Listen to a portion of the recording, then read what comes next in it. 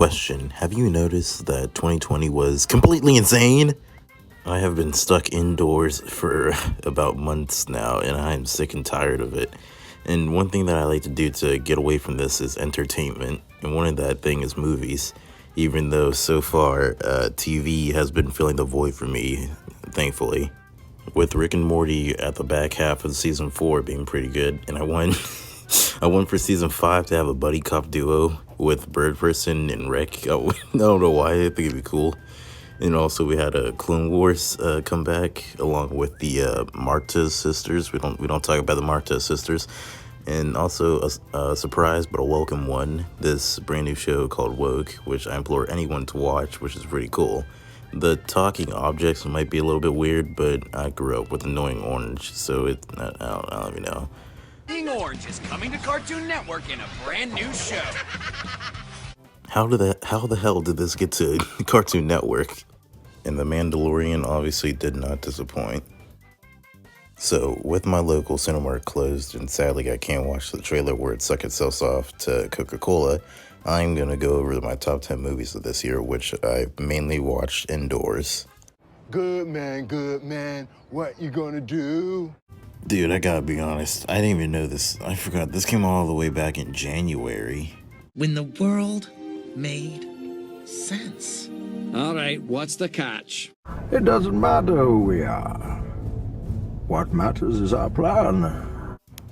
So yeah, the movie's alright. I mean, it's just like another action cop movie. You know, it stars Martin from Martin and Oh, that's hot.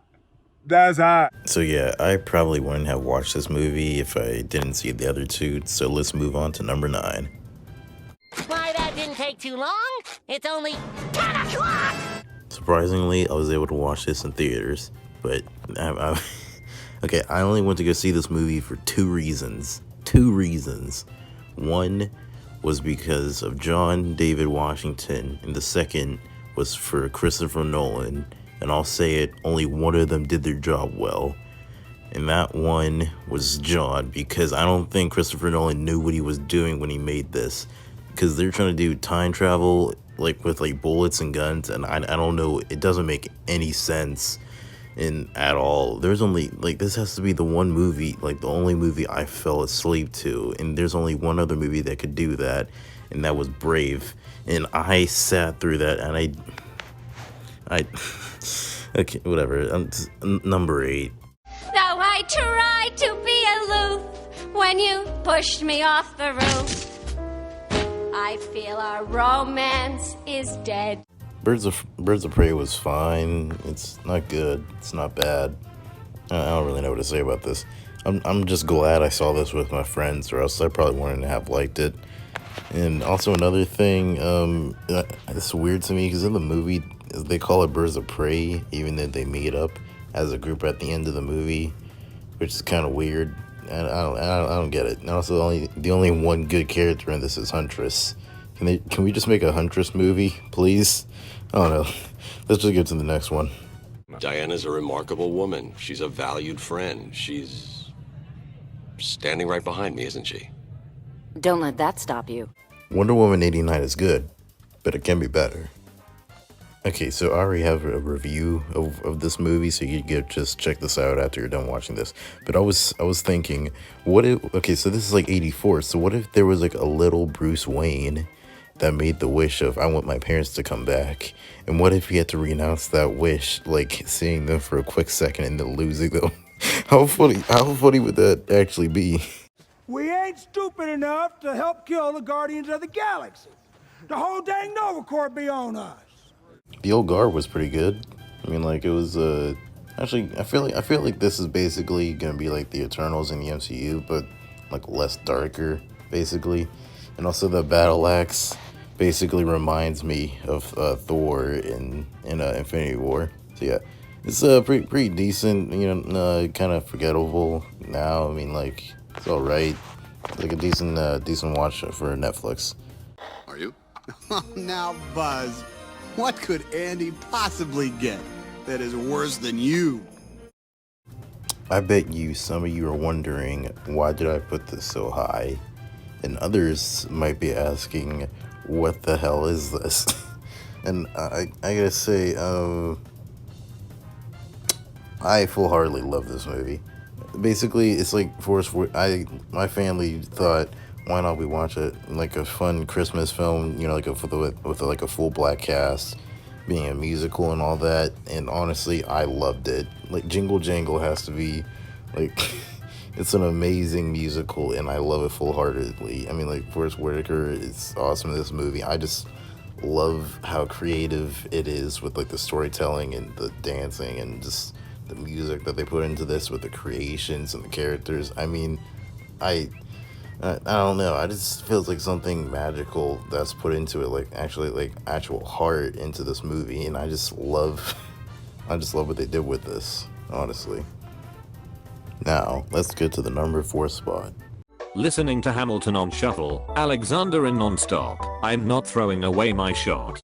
I just have one question. Is this considered a movie? Because I mean, like, it technically came out as a film on Disney Plus, so I don't even know. Whatever. Hamilton is honestly one of the greatest musicals I have ever seen, and I love it full-heartedly. At first, I didn't get why they had him be black, but I still don't get it. It's whatever. I don't know. But honestly, I just love the music in this and like how they're portrayed in the film. I just love the whole movie. It's awesome. And my favorite character in the whole movie has to be King George. Come on, you get it. He is the coolest one in the whole entire movie. If you haven't watched it, please get Disney Plus and watch it, because this is honestly one of the greatest musicals of all time. Now number 3, I guess you could say it's Out of This World. Ferb was just explaining to the Martians how we got here. Oh. Wait, what? Ferb speaks Martian. Candace Against the Universe was a wonderful time. This may be nostalgic because I grew up with the show, but this was just an amazing movie to watch. Just watching the cast and the characters come back for another adventure was amazing. I just think it's just like such a good movie, especially with all the action that they have in and all the weird creations for the aliens and all that. It's just, I just love the movie entirely, along with all the songs and the music in it, except for Peter, who flossed in 2020, which is unacceptable. I'll be smiling again, just as soon as we take that man there, and slap him in that box there, and roll it into that vat of acid there. Also, the best joke ever in the movie has to be the Axinator. Why does it have a self-destruct button on the back? Now let's go to our number 2 spot, Good Night Tri-State Area. Damn, play me some filler, Johnny.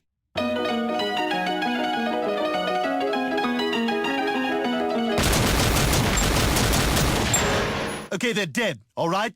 We're not going to be seeing them again. You guys know how I already feel about Soul. If you haven't watched that video, you could go watch it after this one. But I can tell you, I actually just like really love this movie for what they do with like this. To me, it doesn't really even feel like a kids movie, you know, unlike Illumination. It feels like a artistic piece of like what it means to really be alive. And I just really love the fact that movie really tries to be something more than what it's supposed to be. I just had to appreciate that. Now let's go to our number 1 spot. And the number 1 movie is Mulan. This movie has so much respect and care put into this, with great animation and engaging. Wait, no, this is 94. Oh, I forgot. This year had a terrible remake that was $30. Okay, never mind. Number 1 is Spike Lee Has Done It Again. Honestly, I just adored this movie so much. I remember whenever this came out, my dad decided to watch it, like have the whole family watch it, because his dad fought in Vietnam. And I just love how impactful this movie is, because this is like so intense and full of drama in it. And I just love how Spike Lee handles how African Americans were during Vietnam War. I just love the fact that this movie delves into the issues of race into this, because Spike Lee always delves into that. And I just love, I gotta admit, just seeing Charles Bogman in this again about how he's dead just really it's like impacts it even more so. And I just love this movie so much.